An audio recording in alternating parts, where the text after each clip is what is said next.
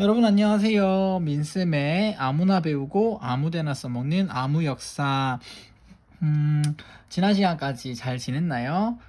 오늘은 가보개혁과 을미개혁의 추진과 조선의 변화라는 주제로 수업을 한번 진행해 볼까 합니다. 이전 시간에 우리가 뭘 배웠었는지 여러분 잘 기억하고 있죠? 흥선대원군 시기부터 시작해서 개혁을 위해서 최근에 우리가 갑신정변 그리고 동학농민운동을 배웠습니다. 갑신정변은 위로부터의 개혁이었어요. 즉 엘리트들이 서양이나 일본에서 배워온 것들을 기반으로 열심히 나라를 바꾸어 보려고 노력했던 것이라면 동학농민운동은 아래로부터의 개혁이었어요.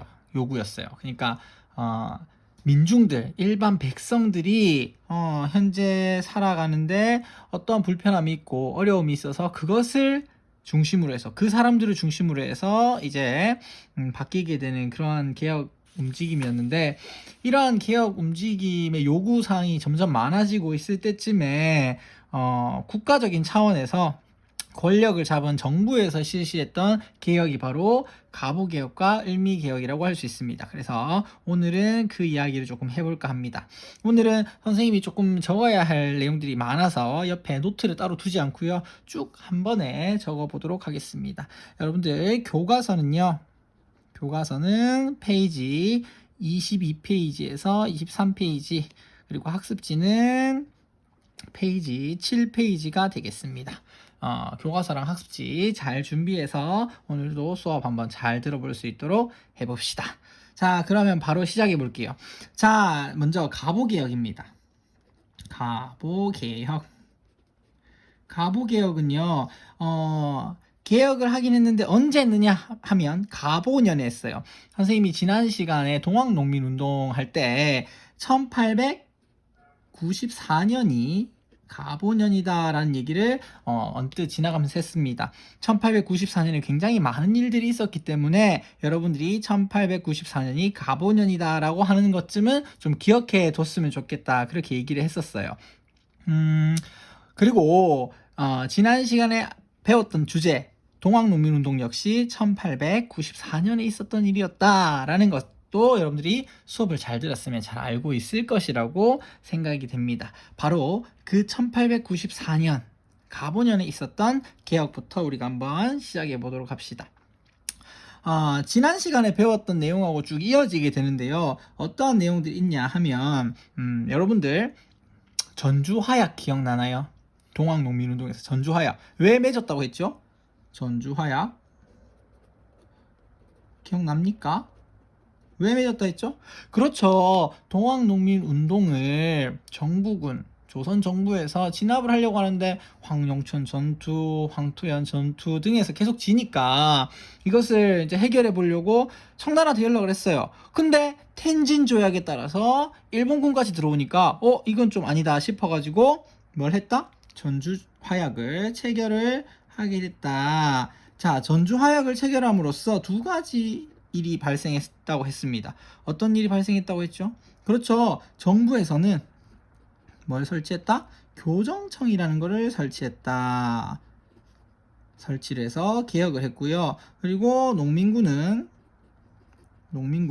뭐다? 그렇죠. 집강소를 설치했다. 그래서 각자의 개혁적인 부분을 실현해 나가고 있었는데, 이것은 자주적인 개혁이라고 할 수 있겠죠. 자주적인 개혁이라고 할 수가 있습니다. 그런데 문제는 누가? 그렇죠. 일본이 어떻게 했다? 물러가 달라, 군대를 빼달라라는 요구를 거절하고 뭐 해버렸습니까? 일본군이 경복궁을 점령해버렸다라는 사실이 문제가 됐었죠. 사실은 이것 때문에 동학농민운동에서는 뭐가 벌어지겠습니까? 그렇죠. 제2차 농민봉기가 일어나게 됐다라는 것을 우리가 기억하고 있을 겁니다. 이제는 앞에 배웠던 동학농민운동의 측면에서 살펴보는 거는 이제 배웠으니까 넘어가고요. 그 외에 정부, 조선 정부에서 있었던 일을 한번 해볼까요? 그래서 경복궁을 점령하게 된 일본에 대해서 이제 우리가 거절을 했지만 결국에는 일본의 요구대로 뭘 할 수밖에 없었다? 그렇죠. 근대적인 개혁을 할 수밖에 없었는데 그 근대적인 개혁이 무엇입니까? 맞습니다. 바로 가부개혁이었던 겁니다. 그러면 쭉 이어서 적어볼게요. 그러면 어떻게 했느냐 하면 일본군이 누구를 앞세워서, 그렇죠, 흥선대원군으로 앞세워서, 흥선대원군 여기서 또 등장하네요. 우리가 흥선대원군 앞에 내정개혁, 통상수교 거부정책 한 다음에 또 한 번 등장했을 때가 있었는데, 그렇죠, 이모군란 때 잠시 등장을 했었죠. 그래서 그때 흥선대원군이 등장하고 나서 또 약 몇 년 뒤죠? 약 12년 뒤에 가보개혁 때 또 다시 한번 등장하게 됩니다. 그래서 흥선대원군을 앞세운 뭐가 등장한다? 김홍집 내각이 구성된다.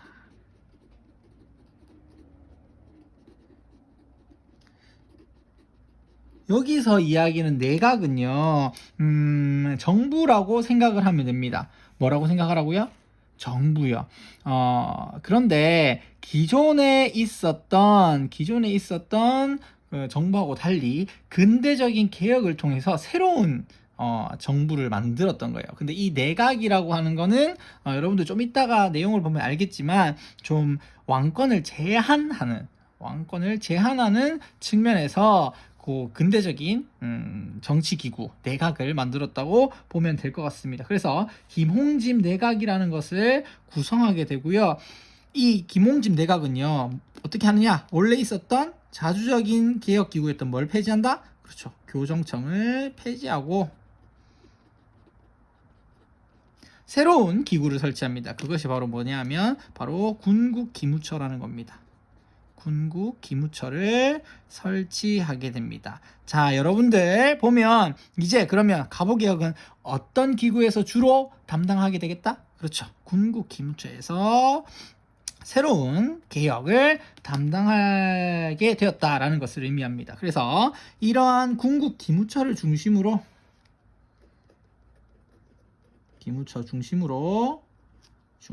해서 개혁을 이루어 나가게 된다라는 것인데요. 이 좀 사회 전반적인 개혁이었어요. 그래서 이것을 우리가 제1차 가보개혁이다라고 부릅니다. 자, 여러분들 선생님이 가보개혁을 얘기했는데 제1차라는 표현을 썼어요. 제1차라는 표현을 썼으니까 나중에 뭐도 있겠다? 최소한 제2차도 나오겠다라는 것은 여러분들이 짐작할 수 있을 것이라고 생각합니다. 그러면 요 가보개혁의 내용들을 한번 살펴봅시다. 가보개혁의 내용을 살펴보도록 합시다. 제일 먼저요, 정치적인 면에서 한번 살펴봅시다. 정치적인 면에서 일단은 청나라의 연호를 어떻게 한다? 폐지한다. 여러분들 연호가 뭐죠? 연호는 여러분들이 잘 알고 있을 텐데, 그렇죠, 어떠한 해를 세는 단위입니다. 올해는 몇 년입니까? 2020년이죠. 근데 올해를 2020년이라고 부르는 것은 서력이에요. 서양의 책력, 달력입니다. 그런데 우리가 이제 2020년이다, 2019년이다, 2021년이다 라는 서양의 기원, 서력을 쓰기 전에 우리는 어떤 식으로 했냐면 광개토 대왕이 사용했던 연호, 영락 1년, 영락 2년, 영락 3년과 같은 것들 기억나나요?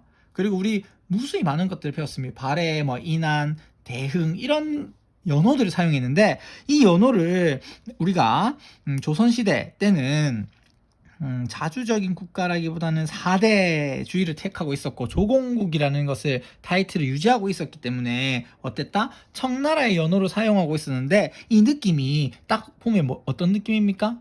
그렇죠, 청나라의 뭔가 속국 같은 느낌이 들죠. 그러니까 일본이 주도해서 했던 그러한 개혁이었기 때문에 일단은 뭘 폐지했다? 청나라의 연호를 폐지하고요. 그 다음에 두 번째로는요, 왕실과 정부의 사무를 분리하게 됩니다. 왕실과 정부의 사무를 분리했어요. 이제는 왕이라고 해서 자기 마음대로 자신의 왕실과 정부의 사무를 한꺼번에 처리하는 게 아니라 이제는 왕실 일은 왕실 일대로 따로, 정부, 국가에서 하는 일은 국가에서 하는 일대로 따로 이렇게 일을 처리하게 됐다라는 겁니다. 그렇다는 것은 결국에 왕권이 어떻게 되겠다는 뜻일까요? 왕권이 강해진다는 걸까요? 약화된다는 걸까요? 그렇죠. 왕권을 제한하는 조치라고 할 수가 있고요. 그 다음에 구강권을 제한하는 것이라고 할 수 있고요. 그 다음에 기존의 과거제를 폐지하게 됩니다. 과거제가 뭡니까? 그렇죠. 관리들을 뽑는 제도인데 그 전에 과거제들은 어떤 것들이었어요? 그렇죠. 유교 경전, 사서 삼경, 논어, 맹자, 대학, 중용, 그리고 막 온갖 공자님, 맹자님, 그리고 어떤 사람들이죠? 주자 이런 사람들이 했던 막 옛날 이야기들을 막 외워가지고 시험을 막 치는 거예요. 그런데 이런 것들은 이제 세상이 바뀐 이 시기에 관리들을 뽑는 기준이 될 수 없다라고 해서 과거제를 폐지하고 새로운 임용 제도를 만들게 됩니다. 두 번째, 경제에 대한 내용도 살펴봅시다. 경제적으로는요, 어떤 것들이 있었냐 하면 조세의 급납화를 실시합니다. 급납화라는 말이 좀 어려울 수 있어요. 일단 조세가 뭡니까? 그렇죠. 세금이에요. 세금을 뭘로 낸다? 급납화. 여기서 급납화할 때 금자는 뭐예요? 쇠금자. 그럼 쇠로 낸다는 뜻인가? 아니죠. 바로 동전, 돈으로 낸다는 거예요. 그 전에 조선시대 때는 뭘로 주로 많이 냈느냐 하면 쌀, 그리고 옷가민, 포 이런 것들로 냈다면 이제는 세금은 무조건 뭘로 낸다? 돈으로 낸다. 그래서 좀 어려운 말로 조세 급납화라고 부릅니다. 여러분들이 보기에 쌀이나 옷감으로 내는 것보다는 좀 더 어떻게 된 것 같아요? 그렇죠. 조금 근대적이고 발달된 형태라고 볼 수가 있겠죠.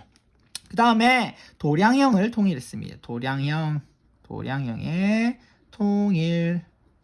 자, 도량형은요, 우리가 얘기하는 거 있죠. 한 돼, 그리고 몇 센치, 몇 자, 그리고 부피를 재는 단위, 여러 가지 우리가 재는 단위를 도량형이라고 했는데 그 전에는 통일되지 않은 경우가 많았어요. 근데 이것을 이제 하나로 탁 통일해가지고 잘 쓰일 수 있도록, 전국적으로 잘 쓰일 수 있도록 그렇게 만들었다라는 점에서 하나의 기억이라고 볼 수 있습니다. 그 다음에 살펴볼 건 사회적인 측면입니다. 사회적인 측면 일단은 뭘 폐지했냐면 신분제를 폐지했어요. 신분제 폐지는 우리가 앞에 살펴봤던 무엇과 무엇에 나와 있던 요구사항이었죠? 그렇죠. 갑신정변이나 동학농민운동에서 모두 다 요구했던 게 뭐다? 신분제 폐지였습니다. 갑신정변의 개혁정강 14개조에 보면 문벌을 폐지하고 인민평등권을 세우자라고 했던 내용이 있고요. 그 다음에 동학농민운동에서는 그렇죠. 노비문서를 불태우자라고 하면서 신분제를 폐지하자고 요구했는데 그러한 요구가 담겨 있는 것이라고 할 수가 있습니다. 그리고 과부의 재가를 허용하자. 재가는 저번에 얘기했던 것처럼 재혼을 의미합니다. 과부가, 그러니까 남편을 잃은 과부가 다시 결혼할 수 없다라고 하는 것은 잘못된 것이다. 이제 결혼할 수 있도록 해주자라는 측면이었고요. 그 다음에 고문 형벌을 폐지하게 됩니다. 여러분들 그 조선시대 때 역모를, 그러니까 왕에 대해서 반란을 일으킨 사람들, 이런 사람들 보면 막 의자에 묶어놓고 막 주리를 틀고 막 인두로 막 쥐지고, 그리고 막 무릎에다가 막 큰 돌을 올려놓고 막 힘을 가하면서 너 죄지었지, 네가 반란 일으키려 했지, 너 나쁜 놈 맞지, 막 이렇게 고문을 통해서 자백을 받아냈어요. 근데 여러분 한번 생각해 보세요. 막 정말 죽을 듯이 아파. 근데 죽이진 않아. 그러면서 차라리 죽고 싶을 정도로 막 고문을 해요. 막 주리를 틀고 막 난리가 났어. 아파 죽겠어. 막 죽기 일보 직전이야. 그런데 막 하는 소리가 그 신빙성이 있다고 할 수 있을까요? 그렇지 않죠. 그러니까 고문을 통해서 형벌을 한다든지 자백을 받아낸다든지 이런 것들은 비인간적이다. 구시대적인 것이다. 그러니까 이런 것들을 어떻게 하자? 폐지하자라고 주장을 했던 겁니다. 여기까지가 뭐다? 제1차 가보개혁의 내용이라고 할 수 있어요. 여러분들이 이것들을 조금 기억해 뒀으면 좋겠습니다. 그러면 제1차 가보개혁 내용 끝났으니까 뭐가 나오겠습니까? 그렇죠. 제2차 가보개혁이 나오겠죠. 자, 우리 앞에 기억나나요? 일본군이 이렇게 경복궁을 점령을 하면서 발생했던 전쟁이 있습니다. 그게 뭡니까? 한창 뭐다? 청일 전쟁 중이죠. 지금 중입니다. 이 청일 전쟁을 수행하면서 일본은 갑오 개혁을 조선 내에서 이제 진행을 했던 거예요. 그런데 이 청일 전쟁 중인데 일본이 우세하게 되고요. 그리고 이 청일 전쟁에서 누가 이기냐면 결국에는 나중에 가서 일본이 승리를 하게 됩니다. 일본이 승리를 하게 돼요. 그래서 조금 이제 달라지게 됩니다. 상황이. 그전에는 청나라하고 일본하고 조선을 놓고 막 싸우고 있으니까 일본은 지금 당장 조선 안에서의 개혁이 급하겠어요? 아니면 청일전쟁에서 이기는 게 중요하겠어요? 청일전쟁에서 이기는 게 중요하겠죠. 그러니까 조선 안에 있었던 제1차 갑오개혁을 막 이렇게 일본이 자기 마음대로 하기가 조금 어려웠어요. 그런데 이제는 일본이 어떻게 된다? 상황이 일본이 우세하는 상황에 놓이게 되자 이제 일본이 적극적으로 조선 안에 갑오개혁에 막 배나라 감나라 하면서 이제 참견을 많이 하기 시작합니다. 그러면서 이제 고종이 개혁 내용을 담은 홍범 14조를 발표하게 됩니다. 뭘 발표했다고요? 홍범 14조. 이것은 이제 개혁의 기본 방침이라고 할 수 있어요. 방침이라고 할 수 있는 글을 하나 발표를 하는데 이 홍범 14조의 내용에 따라서 뭐가 이루어진다? 제2차 갑오개혁이 이루어진다라는 것입니다.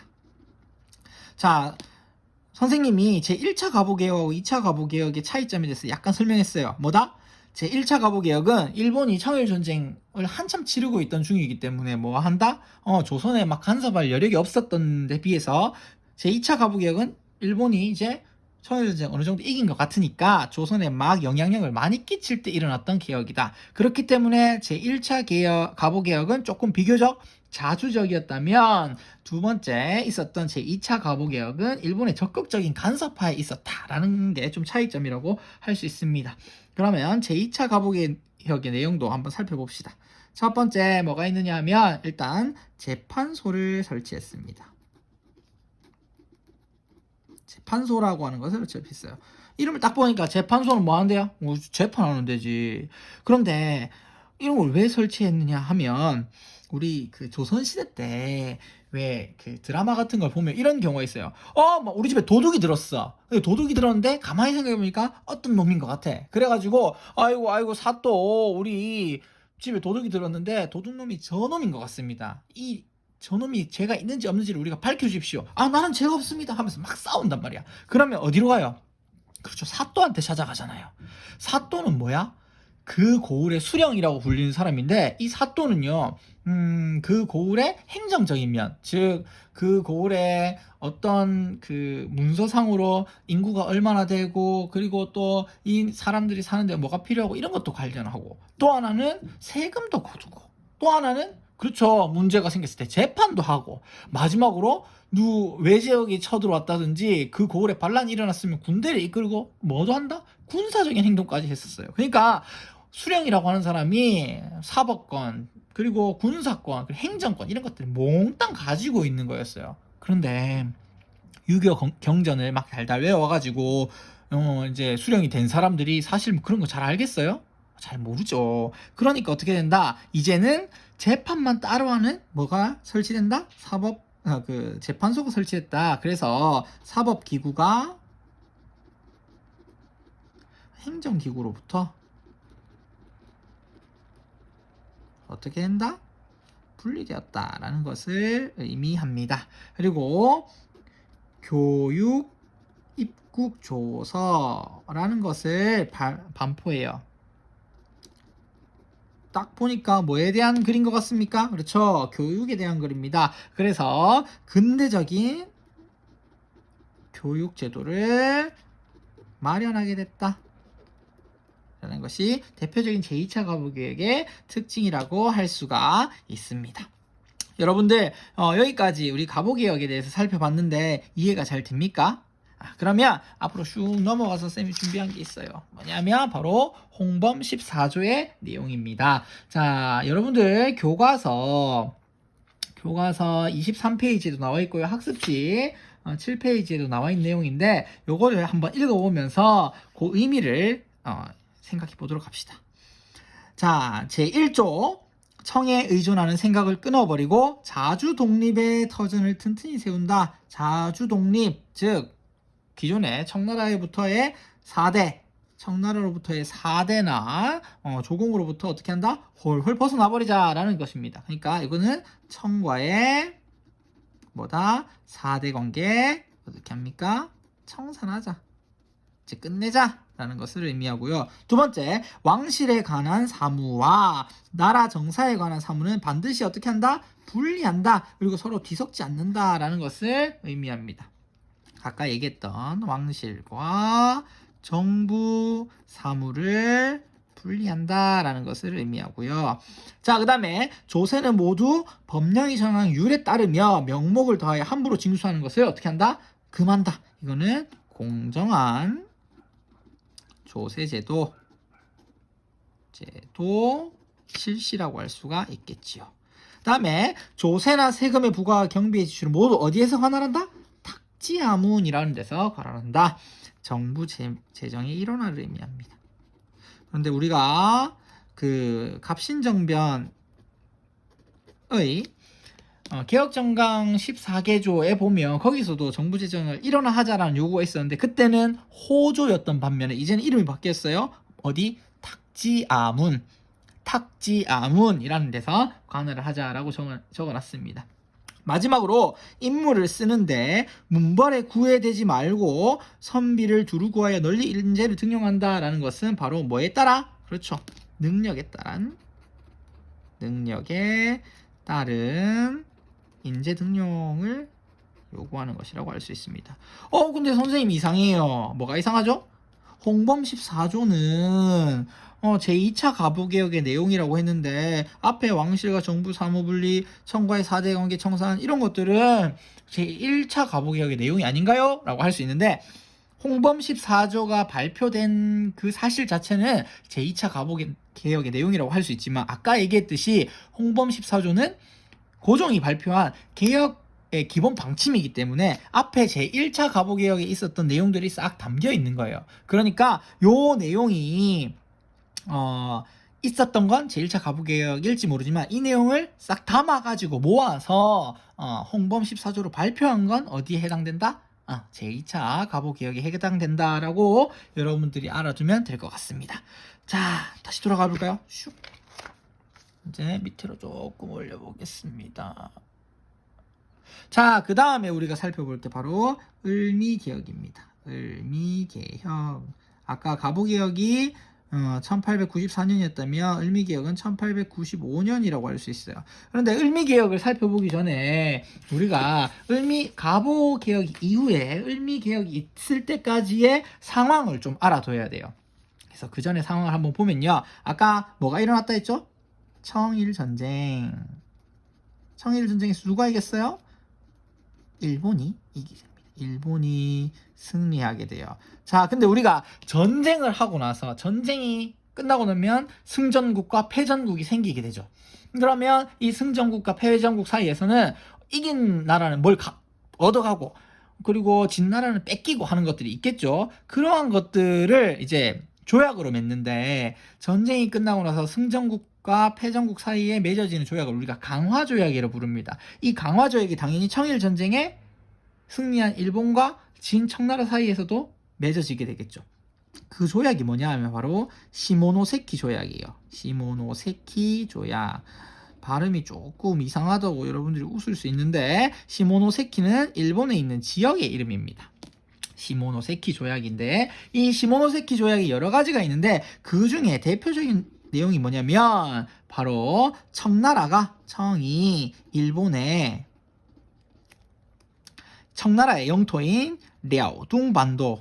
랴오둥반도를 할양한다. 할양이라고 하는 건 빌려준다, 떼준다라는 뜻이에요. 그래서 청나라가 일본에 전쟁에서 졌으니까 승전국인 일본에다가 랴오동 반도를, 우리말로 요동 반도입니다. 요동 반도, 그 광개토 대왕이 막 그 고구려의 영토를 막 넓혔다고 했던 그 요동 반도 있죠. 그거를 중국식으로 랴오둥 반도라고 부르는데, 이 랴오둥 반도를 일본에다 떼주기로 그렇게 약속을 했어요. 그런데 저 보니까 이 동아시아에서 갑자기 어떤 세력이 커지고 있는 거예요? 일본 세력이 커지는 거예요. 그래서 이걸 보니까 좀 다른 나라들이 이러다가 동아시아에서 일본이 다 먹어버리면, 일본이 갑자기 패권국이 되면 좀 곤란한데? 라고 해서 러프독, 러시아, 프랑스, 독일, 러프독 3국이 세 나라가 여기다가 시비를 거는 거예요. 시모노세키 조약으로 청나라와 일본 사이에 뭔가 맺어졌는데 이걸 가지고 시비를 터는 거예요. 그러면서 야, 일본, 너가 지금 이렇게 하는 거 조금 위험하다. 이러면 동아시아에서의 평화, 안전 이런 것들 위협받으니까 그거 뭐 해라? 랴오둥반도 뭐 해라? 청나라한테 다시 돌려줘라. 그거 시모노세키 조약에 있는 내용 하지 말고 돌려줘라. 라고 하면서 이 세 나라가 이 청나라 일본 사이의 문제에 대해서 간섭을 한 거예요. 그래서 러프독 3국이 간섭했다라고 해서 뭐라 부르냐면 삼국 간섭이라고 부릅니다. 러프독이 삼국 간섭을 하게 되고요. 결국에 일본이 또 이 때로 지어가지고 러시아, 프랑스, 독일이 막 일본한테 막 뭐락하니까 일본도 깨갱하면서 결국에는 랴오동반도를 돌려주게 됩니다. 자, 이런 상황을 쭉 지켜보고 있던 조선 정부에 어떤 생각이 들었냐면, 일본 지금 청나라랑 일본이랑 막 이렇게 비등비등하게 있을 때는 그래도 조금 덜 했는데, 청나라를 완전히 무너뜨리고 일본이 이기고 나면 우리 진짜 일본한테 먹히는 거 아니야? 그럼 어떡하지? 예전엔 청나라도 있어서 다행이었는데 지금은 일본을 이렇게 견제할 대상이 없네? 어디 견제할 대상 없나라고 하고 보니까 눈에 들어온 나라가 있었어요. 그게 바로 뭐냐면 삼국 간섭을 주도했던 나라 중에 하나인 바로 러시아였어요. 왜냐? 러시아는 일단 조선이랑 어떻다? 가깝잖아요. 그래서 조선에서는 이 삼국 간섭 이후에 그 러시아의 영향력이 어떻게 된다? 증가하게 됩니다. 그러면서 조선 정부에서 어떤 사람들을 데려다가 관리로 만들었었냐면 칠러파, 러시아와 친한 사람들을 많이 등용하게 돼요. 그러면서 꾸준히 러시아의 영향이 어떻게 된다? 꾸준히 커지게 됩니다. 자, 이런 상황에서 일본은 어떤 기분일까요? 닭 쫓던 게 지붕만 쳐다본다고, 그리고 죽 써서 개 준다고 어떻게 했어? 청일전쟁에서 실컷 싸우고 이겨놨더만은 러프독이 간섭해가지고 결국에 조선에서의 영향력이 어떻게 된다? 러시아가 커지니까 너무 약이 오르는 거예요. 약이 올라서 도대체 누가 러시아랑 친하게 지내려고 이렇게 하는가, 누가 이렇게 일본을 싫어하는가 라고 보니까 명성황후가 어떻다? 칠러 성향을 지니고 있더라. 명성황후가 어떻게 된다? 그래서 일본에 의해 어떻게 합니까? 시해 당합니다. 이것을 우리가 무엇이라 부르냐면 바로 1895년 을미년에 있었던 일이다 해서 을미사변이라고 부릅니다. 결국에 일본이 아주 극악무도한 짓을 했죠. 한 나라의 그 왕비를 어떻게 했습니까? 여우사냥이라고 하는 그 자기들의 암고를 써가지고 담장을 뛰어넘어가가지고 몰래 죽여버렸어요. 이게 을미사변입니다. 그러면 이제 다시 어떻게 될까요? 그렇죠. 일본의 영향력이 커지게 됩니다. 일본의 영향력이 커지게 되고요. 그러면서 이제 일본이 이제 힘을 가지게 됐으니까 뭐 한다? 을미개혁까지 밀어붙여버립니다. 을미개혁을 시행합니다. 이제 일본이 아주 러시아를 물리치고 조선의 영향을 강하게 가지고 있다는 것을 보여주기 위해서 을미개혁까지 단행을 하게 됩니다. 이 을미개혁의 내용도 한번 우리가 살펴봅시다. 제일 먼저 건양이라고 하는 연호를 제정합니다. 이제는 뭘 쓴다? 건양이라는 연호를 사용한다. 그 다음에 두 번째는 태양력. 태양력은 뭘 의미합니까? 그렇죠. 양력이죠. 이제는 옛날에 음력 쓰지 말고 이제 양력 쓰자. 그리고 우편 사무를 업무를 실시한다. 그리고 또 뭐합니까? 종두법. 종두법은요, 우리 천연두 알죠? 마마라고 불리는, 막 얼굴에 막 구슬 같은 게 무 올라와가지고 결국에는 고열을 앓다가 깨꼬닥 하고는 죽는 그 천연두를 막아내는, 예방하는 법인 종두법을 시행하게 됩니다. 그리고 마지막으로 이거 중요한 거 있어요. 여기 한번 보세요. 마지막으로 뭘 실시하게 되냐면 바로 단발령을 실시합니다. 옛날에 조선시대 때 양반들은 머리를 어떻게 했습니까? 양반 그리고 일반 상민들은 그렇죠. 머리를 길러가지고 부모님이 물려주신 소중한 이 머리카락을 자를 수 없다 해서 머리를 길러가지고 싹 틀어 모아가지고 상투를 틀고 다녔는데 이게 이제 보기에 별로 안 좋고 그러니까 뭐 하자? 다 잘라버리자. 단발, 머리, 털럭발자 그리고 자를 단자에서 머리를 잘라버리자라고 해서 단발령을 실시하게 됩니다.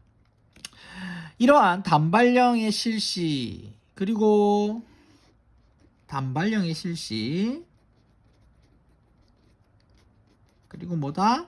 플러스 앞에 있었던 뭐? 그렇죠.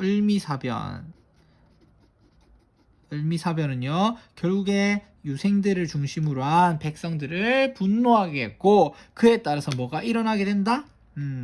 의병이 일어나게 됩니다. 발생을 하게 되고요. 그 와중에 1896년이 되면요 고종이 아관파천이 일어나게 됩니다. 여러분들 을미의병에 대해서는 다음 시간이나 다다음 시간쯤에 의병운동에 대해서 따로 정리를 할 때가 올 겁니다. 그러면 그때 살펴보기로 하고요. 이제 아주 난리가 났죠. 짧은 시간 내에 막 국모가 죽었어요. 그러니까 나라의 그 왕비가 죽었어요. 그에 따라서 단발령을 실시하고 이 을미사병과 단발령 때문에 또 난리가 나서 전국에서 의병이 막 들끓고 일어나는 이 와중에 고종은 일본에 대한 위협을 굉장히 많이 느껴요. 부인도 잃고 이제 난 어떻게 하나라는 생각을 이제 가지고 있던 와중에 일본한테 위협을 이렇게 당하느니 내가 진짜 신변 보호를 위해서 도망을 가야겠다 해가지고 도망을 가버립니다. 어디로 갔느냐 하면 바로 아관은 러시아의 공사관을 의미합니다. 당시 러시아를 아라사라고 부르기도 했었기 때문에 아라사의 공관이라고 해서 아관이라고 하고요. 파천이라고 하는 것은 임금이 거처를 옮겼다라는 뜻이에요. 그러니까 궁궐 놔두고 경복궁 놔두고 어디로 도망가 버렸다? 나 일본 무서워 어떡해 나 좀 살려주세요 하고 러시아 우리 좀 도와주세요 나 좀 살려주세요 하고 러시아 공사관에 뭐 도망을 가버렸어요. 그걸 우리가 뭐라 부른다? 아관파천이라고 부릅니다. 당연히 이제 나라의 국왕이 일본 싫다, 일본 무섭다라고 하면서 도망가면서 아관파천을 단행했으니까 기존에 있었던 을미개혁은 어떻게 되겠습니까? 을미개혁 당연히 어떻게 됩니까? 중단될 수밖에 없고요. 중단될 수밖에 없었고 어떻게 됐다? 그렇죠. 김홍집 내각은 붕괴됩니다. 김홍집 내각은 붕괴가 되고 만다. 그리고 다시 어떻게 되겠습니까? 다시 러시아의 영향력이 증가하게 되겠죠. 자, 이렇게 되는 것까지 우리가 살펴보면 될 것 같습니다. 자, 여러분들 사실 오늘 되게 많은 내용을 했어요. 그래서 시간이 많이 걸렸는데 마지막으로 우리 선생님이 뒤에다가 조금 적어볼까요? 앞에다가 적어볼까요? 여기다가 적는 게 좋을까? 여기다가 적어봅시다. 자, 가보 을미개혁의 뭐다? 의와 한계를 마지막으로 정리를 해보고 마치도록 하겠습니다. 자, 먼저 의의는 뭐가 있을까요? 좋은 의미는 뭐가 있을까요? 그렇죠. 신분제를 폐지했다. 그리고 왕권을 제한했다. 등등과 같은 새로운 뭐가 등장한다? 정치 체제가 등장했다라는 점에서 의의가 있습니다. 아까 또 뭐도 있었죠? 그렇죠. 내각이라고 하는 새로운 기구도 등장을 했다고 했습니다. 그래서 새로운 정치 체제가 이제 볼 수 없었던 새로운 정치 체제가 등장했다라는 점에서 의의가 있고요. 또 하나는 앞에 갑신정변 그리고 동학농민운동의 요구사항을 어떻게 했다?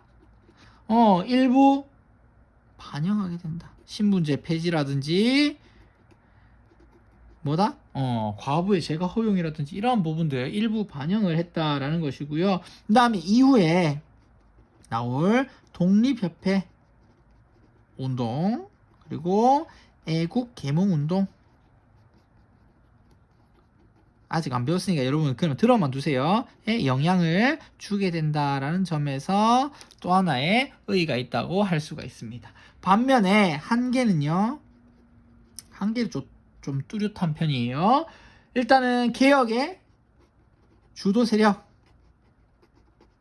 개혁을 일으켰던 주요 세력이 누구에 의존했어? 그렇죠. 일본에 의지했죠.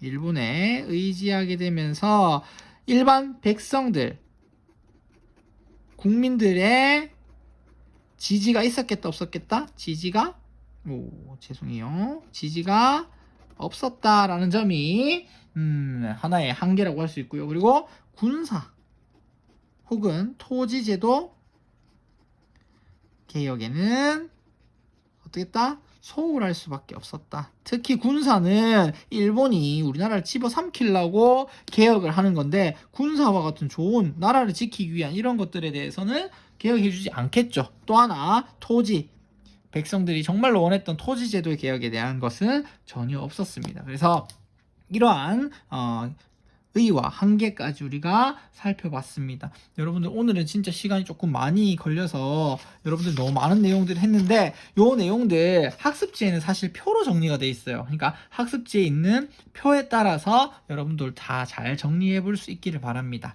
여러분 오늘 진짜 고생 많았고요. 다음 시간에는 우리 독립협회의 활동과 대한제국의 수립이라는 내용으로 또 새로운 장면의 역사적 장면을 살펴보도록 하겠습니다. 여러분 고생 많았고 다음 시간에 봅시다. 안녕.